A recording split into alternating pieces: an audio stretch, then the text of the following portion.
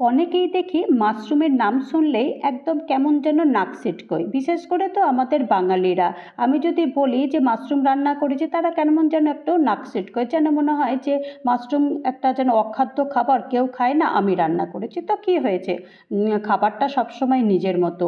আমি তো মাশরুম ভীষণ ভালোবাসি, আমার বাড়ির লোকও ভীষণ ভালোবাসে। তো গ্যাস অন করে দিয়ে গোটা গরম মশলা আর একটু রসুন, পেঁয়াজ, টমেটো, নুন, হলুদ, জিরের গুঁড়ো, লঙ্কার গুঁড়ো, একটু গরম মশলার গুঁড়ো, এগুলো সব কিছু দিয়ে দিয়েছি। দিয়ে মশলাটা ভালো করে কষিয়ে নেওয়ার পর আগে থেকেই মাশরুম ভেজে রেখেছিলাম, সেই মাশরুমটা দিয়ে দিয়েছি।